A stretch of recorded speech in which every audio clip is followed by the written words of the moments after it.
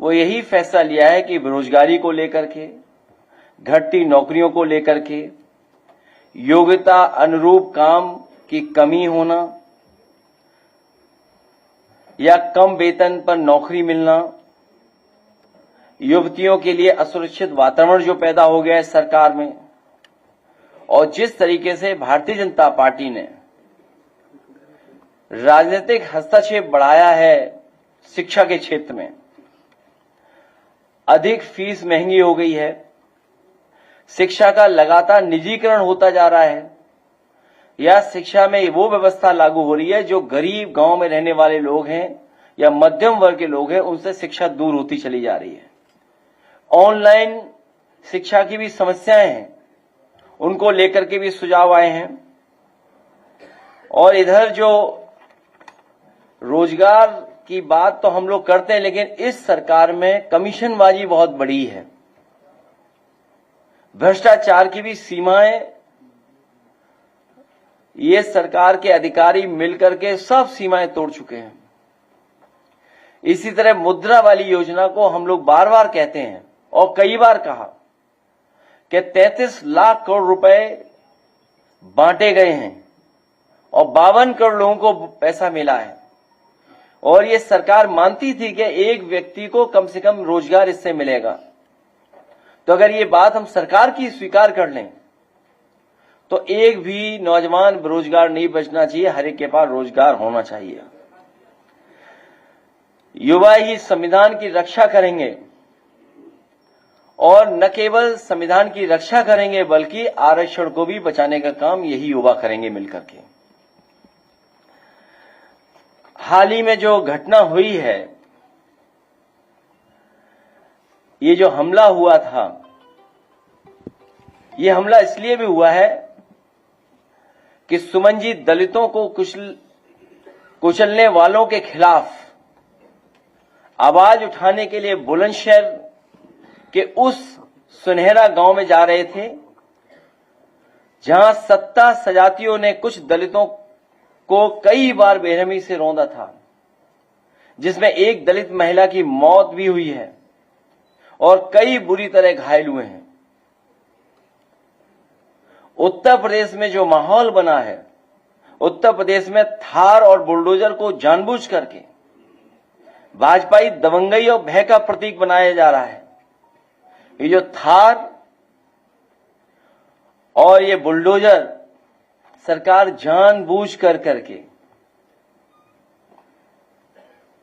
लोगों को डराने के लिए, लोग भयभीत हो जाएं, उसका प्रतीक बनाने का काम चल रहा है सरकार में। ये सच्चाई में तो चुनौती सरकार को दी है, उनकी कानून व्यवस्था को दी है। जो लोग ये कहते थे कि जीरो टॉलरेंस है, जो चुनौती दी गई वो सीधी सीधी चुनौती दी गई है। हम वो लोग हैं जो संविधान को मानते हैं, कानून को मानते हैं, लेकिन इधर देखने को मिला है कि कुछ लोगों को पूरा खुली छूट है, कुछ भी कर सकते हैं।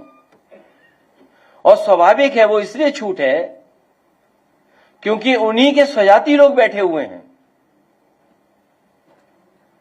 ऊपर से लेकर के नीचे तक। ये जो बुलंदशहर में हमला हुआ है सांसद आदरणीय रामजी सुमन जी पर, ये हमला कहीं न कहीं इशारा करता है कि उनको सरकार का पूरा सहारा है। याद कीजिए, एक दिन मैंने ये कहा था इसी ऑडिटोरियम में कि सरकार के लोग अभी तो औरों को धमका रहे हैं, लेकिन एक समय ऐसा आएगा ये सरकार के लोग किसी को नहीं छोड़ेंगे, और उसी का उदाहरण हम लोगों को देखने को मिला है। मैं अपने प्रेस के लोगों का धन्यवाद देता हूं कि हर बार आपको तकलीफ देनी पड़ती है हम लोगों को।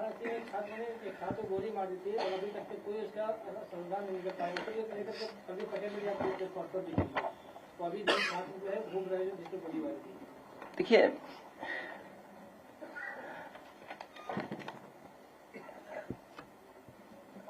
मैंने डेटा दिया था आपको, जिस तरह अधिकारियों की पोस्टिंग है, ये भी है गोरखपुर, अमेठी, कुशीनगर की है। ये डेटा देख लीजिए आप, वो आप समझ गए होंगे कौन ज्यादा है कौन कम है, बताने की जरूरत नहीं है। अभी मैं कुशीनगर होकर के आया था, जो मुझे जानकारी मिली है वहां से, आईपीएस पीपीएस अधिकारी कुशीनगर जिले में पीडीएस समाज का केवल एक है।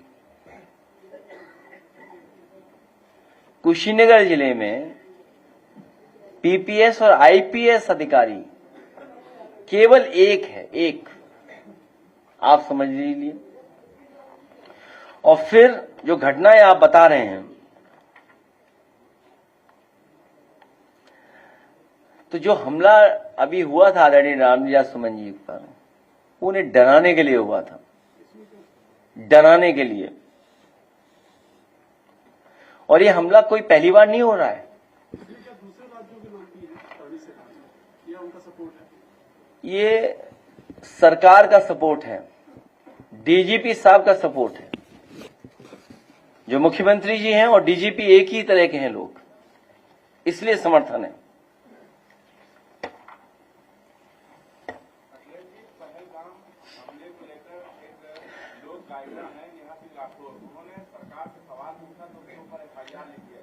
और वो तो अभी विषय हमने कविता नहीं सुनी उनकी, अगर उन्होंने कहा होगा तो अच्छा ही कहा होगा।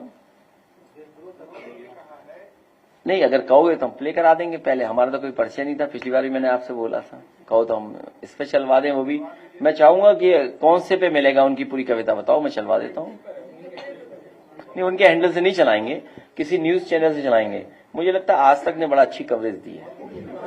आज तक वाला दिखाइए, यूपी तक वाला।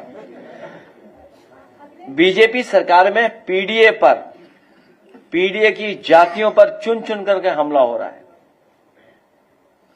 बीजेपी की सरकार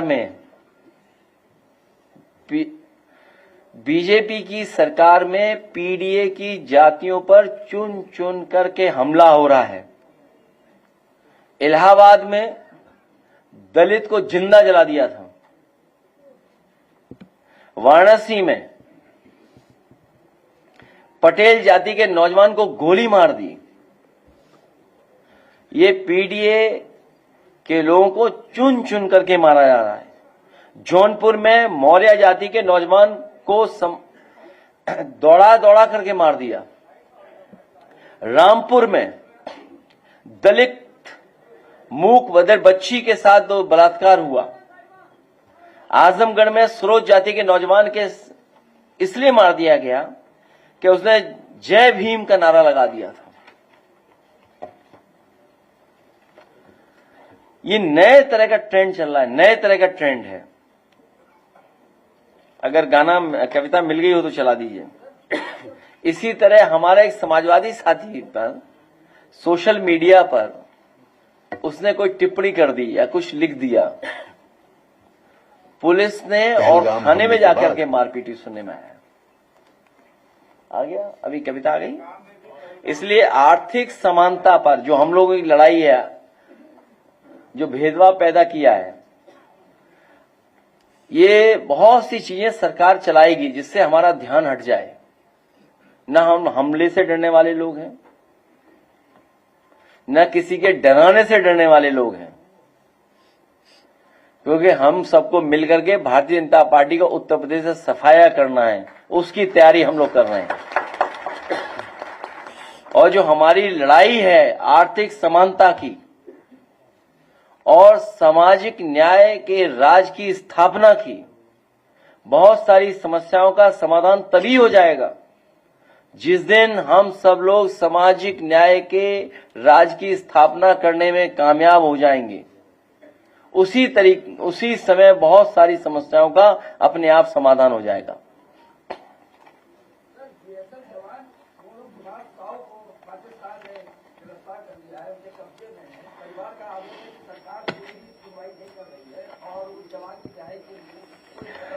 सरकार को पूरी जिम्मेदारी के साथ और जो भी अपने डिप्लोमेटिक चैनल्स हैं सब तरह के डिप्लोमेटिक चैनल्स का इस्तेमाल कर करके दबाव बना करके उसको छुड़वाना चाहिए।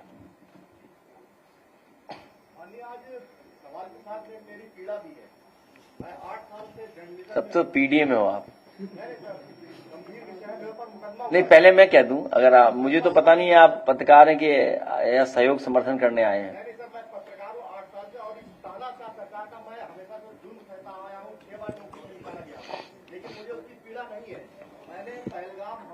सवाल पूछे कुछ, लेकिन उस सवाल के बाद मेरे ऊपर आईटी एक्ट में मुकदमा दर्ज करा गया है 67 के तहत, 352 के तहत। उसकी भी मुझे पीड़ा नहीं है मुकदमा होने के बाद, लेकिन अब मुझे धमकियां मिल रही है, फोन पे आतंकवादी कहा जा रहा है और ये भी कहा जा रहा है कि हफ्ते भर के अंदर तुझे मार दूंगा। मेरे घर से निकलना फिर मुश्किल हो गया है, पत्रकारिता मेरी खत्म हो चुकी है। अच्छा, आप यूट्यूबर हैं लगता है, परिवार रो रहा है। किसी अखबार में? ये सर मेरे पास, ये सर मेरे पास है सर, मैं एंकर हूँ, टीवी न्यूज एंकर। अच्छा, न्यूज टीवी एंकर। ला, हमें दे देना, हम दे देना, कह देंगे, मदद करेंगे आपकी भी। मदद की जरूरत तो है ही है, लेकिन सर ये जिसमें धाराएं लगी है उसकी भी चिंता नहीं थी, लेकिन अब तक मुझे लग रहा है कि मैं मार दिया जाऊंगा। मैं एसीपी के पास गया, उसने मेरी नहीं सुनी, FIR नहीं ली। मैं अपने थाने में गया, उसने कहा साइबर सेल में जाइए, उसमें वहां भी मेरी सुनवाई नहीं रही। पुलिस मेरी कोई मदद नहीं कर रही है। इसीलिए पीडीए में सबसे पहला वर्ड जो है वो पी फॉर पत्रकार भी है और पी फॉर पीड़ित भी है।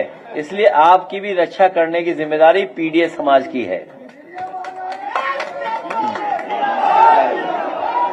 कागज दे देना, कागज दिलवा दो।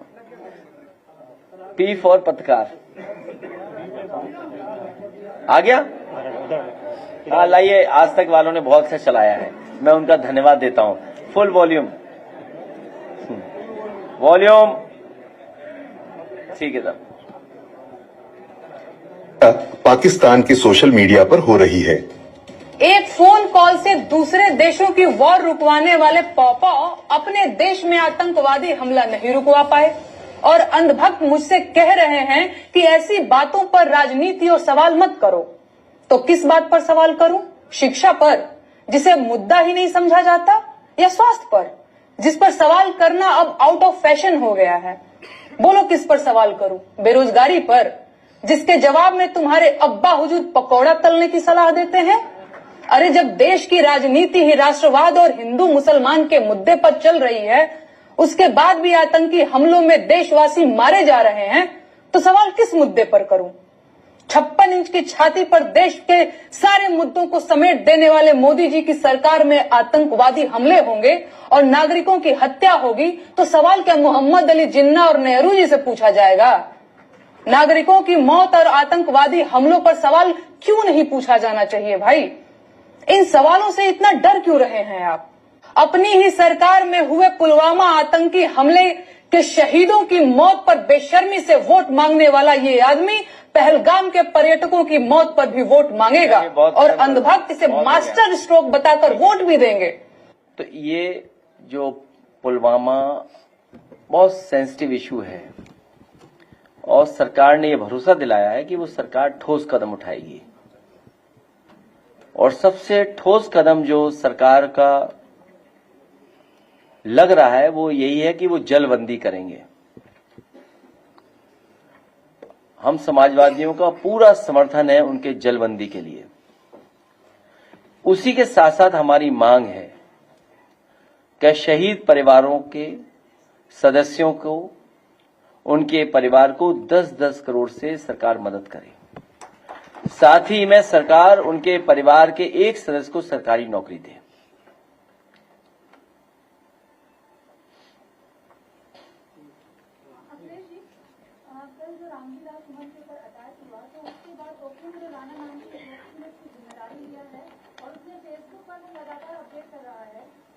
पत्रकार कुछ लिख देता है तो फौरन उसका अकाउंट देख लिया जाता है, लेकिन वो लगातार 20 अप्रैल को लिखते जाता है। उसने आपको धमकी दिया है कि अखिलेश अगर तो घुटने पर टिकवाएंगे। हमें क्या करवा देंगे? हमें भी? अच्छा। हाँ, देखिए, सच्चाई तो ये है कि ऐसे लोग सरकार को ठेंगा दिखा रहे हैं उनकी कानून व्यवस्था को। क्या है कानून व्यवस्था उनकी? इसका मतलब जो व्यक्ति ये बोल रहा है, चुनौती दे रहा है, वो हमें चुनौती नहीं दे रहा है, वो मुख्यमंत्री जी को चुनौती दे रहा है, डीजीपी साहब को चुनौती दे रहा है, वो हमें चुनौती नहीं दे रहा है। हमारे लाल शर्ट पहने वाले लोगों को हमने शांत किया हुआ है।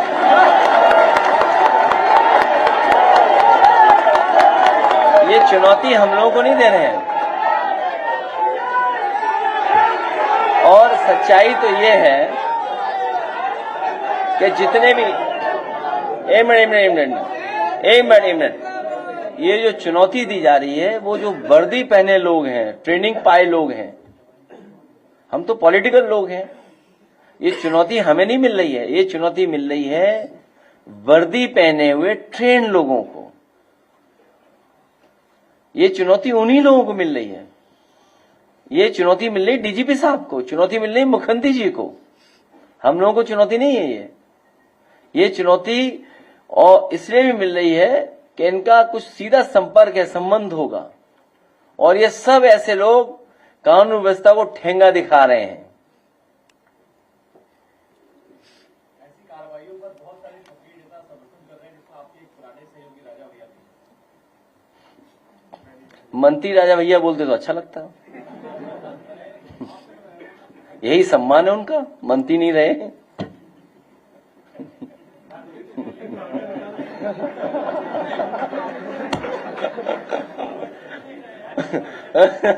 क्या चाहिए? किसकी? नहीं मेरी जानकारी में नहीं है, मेरी सच में मेरी जानकारी में नहीं है।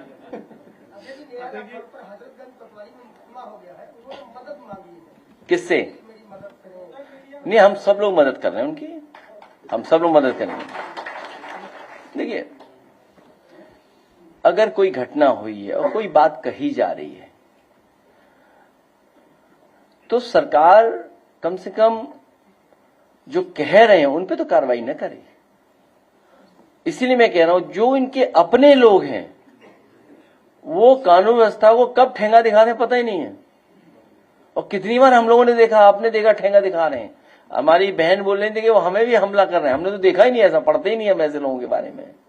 और फिर चुनौती, अगर राजनीति कर रहे हैं जैसे हम लोग, अरे इन चुनौतियों का सामना नहीं करेंगे तो राजनीति करना ही भूल जाए हम लोग, बंद कर रहे हैं राजनीति। इसलिए क्योंकि राजनीति कर रहे हैं तो एक बड़ा सपना लेके कर रहे हैं। और सोचिए आप, हम लोगों का विजन देखिए आप, हम लोगों ने हवाईया उतारा सड़क पर, अब मुख्यमंत्री तैयारी कर रहे हैं कि रात में भी उतारेंगे। देखिए हमारे काम का असर देखिए। और मैं आपसे कह रहा हूं, ये हाइब्रिड मॉडल इतना बढ़िया है कि भारतीय जनता पार्टी के जितने मॉडल होते हैं वो कुछ न कुछ लाभ या करप्शन के मॉडल होते हैं।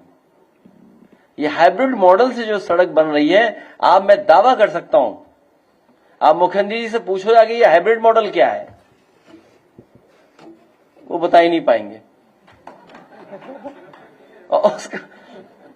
और अगर एक्सप्रेस वे दूसरा देख रहे, अपना तो देख लेते पहले, वो गोरखपुर लिंक जो अभी तक नहीं बन पाई, उधर भी तो उतारे हैं हेलीकॉप्टर। हमारे मुख्यमंत्री इतने अच्छे हैं कि हर सड़क को वो एक्सप्रेस वे समझते हैं।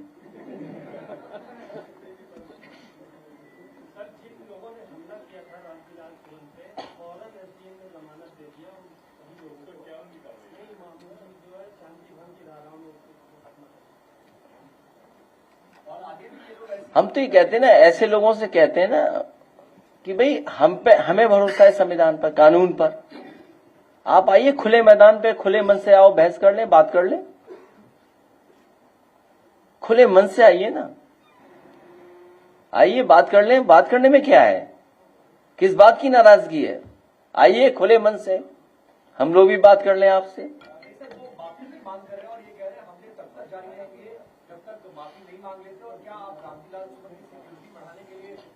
देखिए, हम लोकतंत्र पे भरोसा करते हैं, कानून पे भरोसा करते हैं, संविधान पे भरोसा करते हैं, और खुले मन से बात करने के लिए हम लोग तैयार हैं। बताइए, खुले मन से बात करोगे? और मैंने कहा, कई बार कहा, फिर दोहराता हूं, अभी जरूरत है सीमा पर सेना की, अभी जरूरत है सीमा पर सेना की। और जब कभी भी आप पाकिस्तान से सवाल खड़े करोगे तो आपको चीन से भी मुकाबला करना पड़ेगा। कई जो अखबार हैं इंटरनेशनल से लेकर के आपके हमारे महत्वपूर्ण अखबार हैं, कई राइटअप आए हैं, कई लोग चर्चा कर रहे हैं इस बात की कि जब कभी भी आप पीओके की तरफ देखोगे, पीओके की तरफ देखोगे तो साथ में आपको चीन से भी मुकाबला करना पड़ेगा। इसलिए किस तरह की चीजें हैं, सेना की जरूरत सीमा पर है। अभी तो कितनी 24 सीटें खाली हैं कश्मीर में। मैं सेना से कहूंगा कि 24 सीटें भरवा दो कश्मीर की, ये जो सेना यहां घूम रही है। शंकराचार्य ने कहा कि 20 साल लग जाएंगे पानी रोकने में। देखिए, मेरी जानकारी में नहीं है चीजें। सरकार दावा कर रही है कि बहुत जल्दी कर देंगे, क्योंकि जो नोटबंदी का परिणाम आया हो सकता है जलबंदी जल्दी कर दें। नोटबंदी में कहा था कि भ्रष्टाचार खत्म हो जाएगा, आतंकवाद खत्म हो जाएगा। उम्मीद है कि जलबंदी होने के बाद पाकिस्तान खत्म हो जाएगा। भाई, हमें इतना टेक्निकल नॉलेज नहीं है, हमें इतनी जानकारी नहीं है।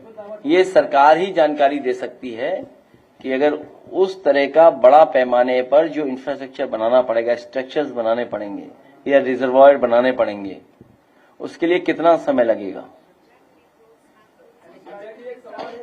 भाजपा के वरिष्ठ नेता हैं शंकर प्रसाद, अभी दिल्ली में उन्होंने पीसी किया है और वो कह रहे हैं कि जितना असंवेदनशील बयान की पराकाष्ठा है कि अखिलेश यादव कह रहे हैं कि कानपुर पीड़ित के साथ हमारा कोई संबंध नहीं है तो हम वहां नहीं जाएंगे।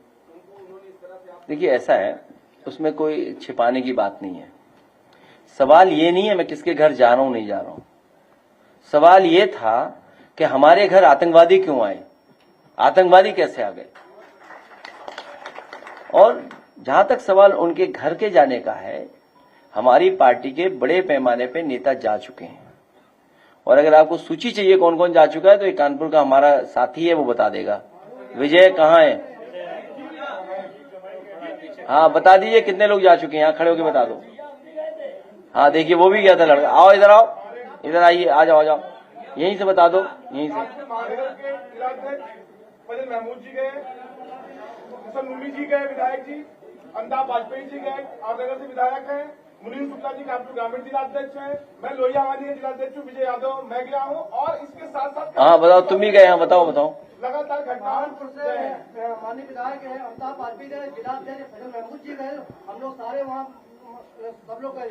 और जो खत्म हुए ये सतीश महाराज जी के जो विधानसभा अध्यक्ष है उनके बहुत विरोध में है, क्योंकि उनका सीमेंट का काम होता है बीजेपी का। नहीं, क्यों बात और हम लोग पहले वहाँ जा चुके हैं। अरे नहीं, वो बातें नहीं, ठीक, बस होगी बात। अच्छा सुनिए, एक मिनट। देखिए, सवाल ये नहीं है इधर उधर वाली। देखिए, दिल्ली से अगर ये बात आ रही है तो इसका मतलब ध्यान भटकाना चाहते हैं वो। एक मिनट, ए बेटा खड़े हो। हाँ, ध्यान भटकाना चाहते हैं वो लोग, वो ध्यान हटाना चाहते हैं। तो इसलिए मैंने कहा सवाल ये नहीं है कि मैं घर गया हूं नहीं गया हूं या जाऊंगा नहीं जाऊंगा। सवाल ये कि आतंकवादी आपके घर कैसे आ गए। और सुनने में आ रहा है, जो उनके परिवारों के सदस्यों से सुनने में आ रहा है, जो और प्रदेश के जिनके परिवार के सदस्यों की जान गई है उनसे सुनने में आ रहा है। कहो तो उनके वीडियो में चलवा दूं। इनके मंत्रियों को, इनके मुख्यमंत्रियों को क्या सुनना पड़ा। और सुनने में आ रहा है 1.5 घंटे तक कोई पहुंचा ही नहीं वहां पर। 1.5 घंटे तक कोई पहुंचा ही नहीं मदद के लिए। अस्पताल में पहुंचाने के लिए कोई इंतजाम नहीं था। तो आप क्या कह रहे हैं, हम विश्व गुरु बन गए हैं, अमृतकाल चल रहा है, ये हमारा डंका बज रहा है, हम दुनिया की ये तीसरी अर्थव्यवस्था बने जा रहे हैं। आप सोचिए, तीसरी अर्थव्यवस्था बने जा रहे हो, आप किसी घायल को इलाज नहीं दे पा रहे हो। आप एक सवाल ये है कि सुप्रीम कोर्ट ने भी हाल में कहा है राहुल गांधी को लेकर, वीर सावरकर को लेकर कि इस तरह की स्वतंत्रता सेनानियों पर टिप्पणी नहीं करनी चाहिए। समाजवादी वीर सावरकर को क्या मानना है? देखो, ये विषय बहुत लंबा है। देखिए, हर महापुरुष से लोगों की भावनाएं जुड़ी हुई हैं, इसीलिए किसी को ठेस नहीं पहुंचे कोई शब्द ऐसे इस्तेमाल नहीं होने चाहिए। अब ये आप अदरवाइज ले लोगे कि मैं एडवाइस राहुल जी को कर रहा हूं। खैर, भारतीय जनता पार्टी का जब गठन हुआ था उस समय भारतीय जनता पार्टी में भी इस बात की चर्चा थी, इस बात की बहस हुई थी, और भारतीय जनता पार्टी के जो पहले प्रेसिडेंट थे उन्होंने स्वीकार किया था कि इस देश को उनकी पॉलिटिकल पार्टी एक सेकुलर और सोशलिस्ट कंट्री बनाने की दिशा में लेकर के जाएगी। उस समय बताओ किसने फंडिंग की थी उस कार्यक्रम की?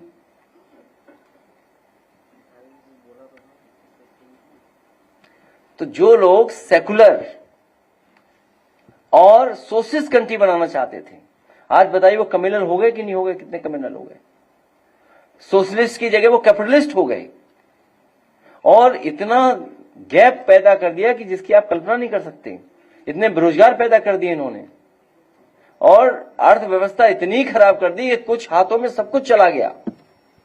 अगर उन हाथों में सब कुछ चला गया है तो आप कैसे, जो खाई पैदा हुई है अमीर और गरीब के बीच में, इतनी बड़ी खाई दुनिया में किसी देश में नहीं है जिस तरह से हमारे देश में पैदा हो गई है। ये बहुत बड़ा पुराना इतिहास है। अंग्रेज बना के गए थे एक formula, divide and rule. Divide and rule के ही न्यू में इनका पूरा दल है। जो जिस विचारधारा पे आप बात कर रहे हो, वो डिवाइड एंड रूल जो अंग्रेजों ने कभी पॉलिसी बनाई थी, उसके न्यू में यही विचारधारा है।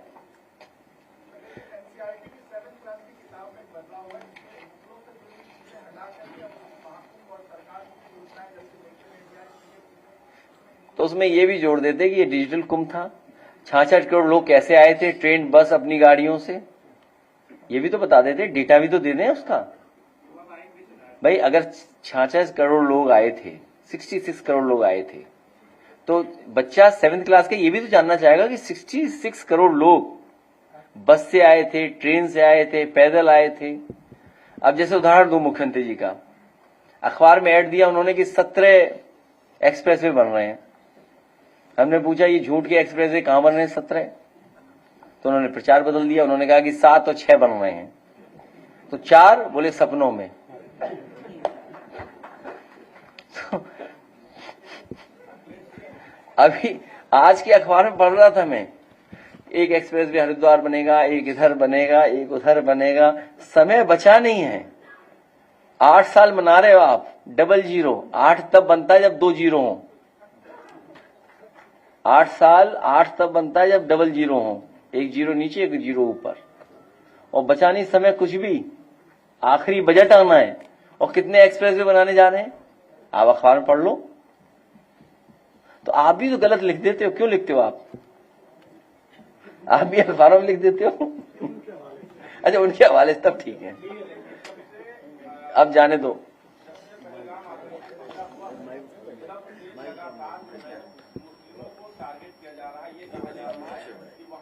रामजिया सुमन जी पर भी हमला हो रहा है, रामजिया सुमन जी पे भी हमला हो रहा है। हमारा पत्रकार साथी खड़ा है, बैठा है जो, इस पे भी हमला हो रहा है। बीजेपी वाले सब पे हमला कर रहे हैं, और अभी 6 महीने गुजर जाओ बीजेपी पे हमला करेगी।